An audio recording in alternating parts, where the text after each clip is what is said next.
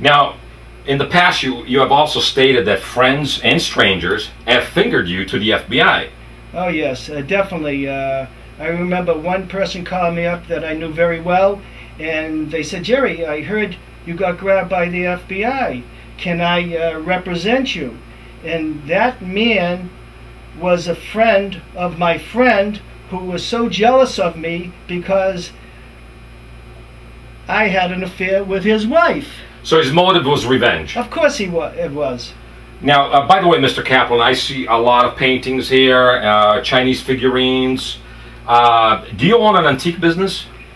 I used to have a shop, but I don't have it anymore. But eventually I'm going to get back into it and do what I want to do, because that's my life and that's my love, and it's the only thing I really enjoy doing in my life.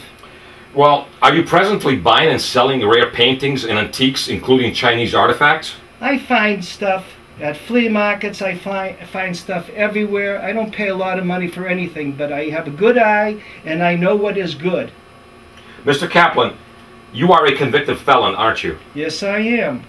Does the conviction stem from an art theft many years ago in Boston, Massachusetts? Yes, it does. It's when I was very, very foolish, when I was 26, 27 years old. I walked into a store in Charles Street and asked this person, "How much is this painting?" And he told me it was $100,000, and I really loved it, but I couldn't afford it. And then he says, "Well, what's your name?" And I says, "My name is Jerry Kaplan." He says, "See you later, pal. I don't sell to Jews."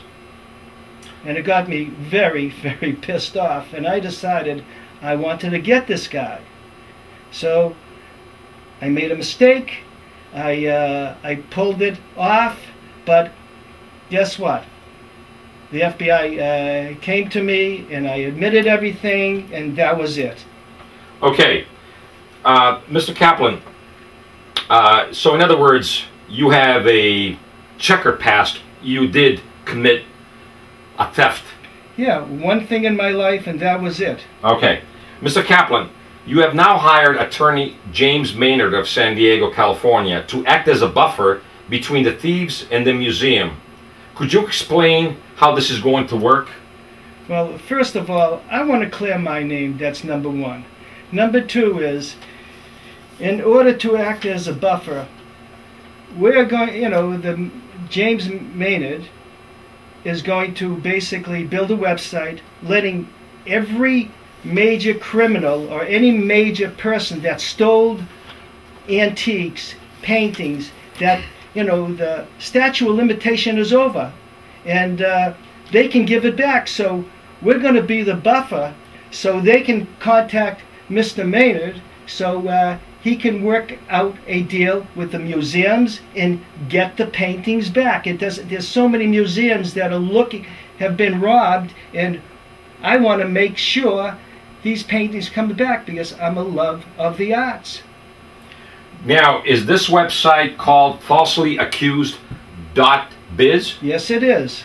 Now, if anyone wants to come forward with information, they should contact the law offices of James Maynard at area code 760-740-0515, or go on the website of falselyaccused.biz. Am I correct? Yes, it is. Now, Mr. Kaplan, let's just go back about the crime of the century, if I may. Okay. Isn't it true that you actually fit the description of at least one individuals? Yes, it was very, very strange. About a year ago, my niece from Boston was with, her father, and they were walking by the Garden Museum, and they saw a picture of what one of them looked like, and they said, "Dad, this looks like Uncle Jerry." And my father calls me back, my brother calls me back, and he said, "Jerry, there's a picture of you. It looks very, very similar. I can't believe it." I says, "Listen, anything can happen. Maybe I have a face that, who knows?" But so what you're saying is even your own niece recognized you from that police drawing. yes.